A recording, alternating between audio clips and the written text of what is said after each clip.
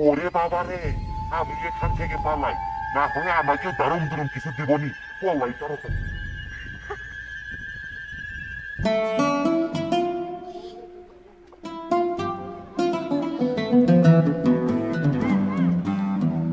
ইলুলু শয়তান, ও ইলুলু শয়তান, আপনি কই? একটু বাইরে আসেন, আপনাকে খুব দরকার। বাইরে আসেন একটু। আরে কেউ আমাকে ডাকছে মনে হয়, দেখি তো। আরে ওই তো, ওই মনে হয় আমাকে ডাকছে। যাই দেখি কি বলে, শুনে আসি। এই, কিরে, তুই আমাকে ডাকছিস কেন? আমার কাঁচা ঘুমটা নষ্ট করে দিয়েছিস। বল কি হয়েছে? আরে ডাকবো না, প্রয়োজন বলে তো আপনার কাছে এসেছি। হ্যাঁ, সেটা তো আমি জানি। প্রয়োজন না হলে তো আর আসতি না। তোরা মানুষ তো বড় স্বার্থপর রে। আরে স্বার্থ ছাড়া দুনিয়াতে কে আছে বলেন? আচ্ছা শোনেন, কাজের কথায় আসি। আপনি তো এর আগে আমার মাধ্যমে গুজব ছড়িয়ে দিয়েছিলেন, কাছে নাকি কথা বলে। ওটার মাধ্যমে অনেক টাকা কামিয়েছিলাম। ওখানে আর লোকজন আসে না, ওটা ট্রেন্ডিং শেষ হয়ে গেছে। নতুন কোনো পরিকল্পনা থাকলে বলেন, যাতে মানুষকে সহজে ধোঁকা ফেলতে পারে। ওই কাজে লাগিয়ে দিয়ে আমি কয়েকদিন ভালোই বিশ্রাম করলাম। তা তুই যে কথা বলছিস, এটা ট্রেন্ডিং শেষ হয়ে গেছে, তাহলে নতুন কিছু পরিকল্পনা ভাবতে হবে আমাকে। দাঁড়া, একটু ভেবে নি। শোন, পেয়েছি, আমি যেটা বলি তুই সেটাই কর। হ্যাঁ, সুন্দর আইডিয়া। দুজনে একসাথে কাজ করলে মানুষকে সহজেই বোকা বানাতে পারবো। চলেন, সময় নষ্ট না করে কাজে লেগে পড়ি। চল, এখনই কাজে লেগে পড়তে হবে।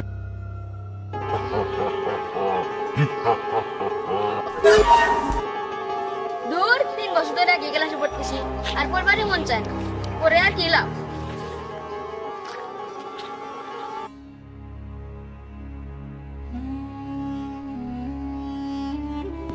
এই বাসা, এদিকে আস।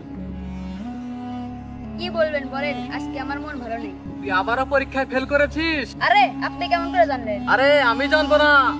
আমি হলাম এই এলাকার সবচেয়ে বড় তান্ত্রিক কবিরাজ। আমি তোদের মনের সকল খবর রাখি। তাই নাকি? বলেন আমি কোন ক্লাসে পড়ি?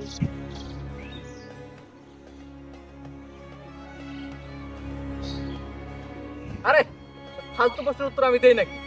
আরে তুই যে একই ক্লাসে 3 বছর হলো পড়ছিস, এটা তো সত্য।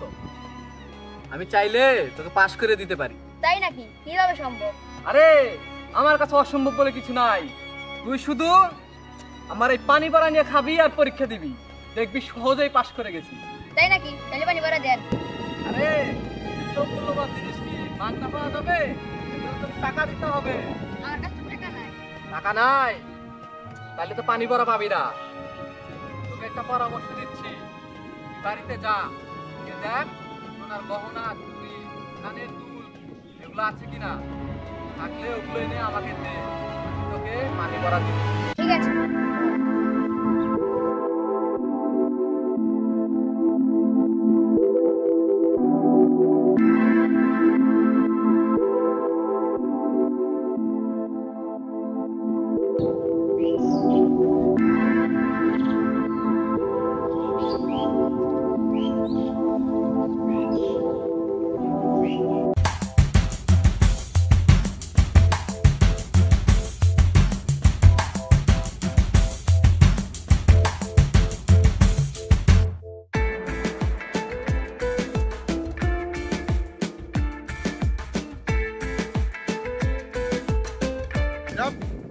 সোনা দানা সব কিছু চুরি করেছিস, সব কিছু সিসিটিভিতে দেখেছি। এগুলা চুরি করে নিয়ে কাকে দিয়েছিস বল, কি করে বলবি? এই ভণ্ড কবিরাজের কথা লোক মুখে আমি অনেক শুনেছি।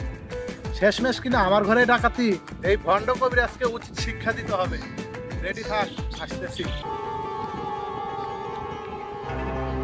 আরে ঘুমাচ্ছেন? এদিকে আমার অনুসারী আসা কমে গেছে, সে খেলা আছে আপনার। এই, তুই আমাকে হুকুম করবি না। তোর পক্ষে গরম করতে গিয়ে এদিকে তো আমার 12টা বেজে গেছে। কি খেল আছে তোর?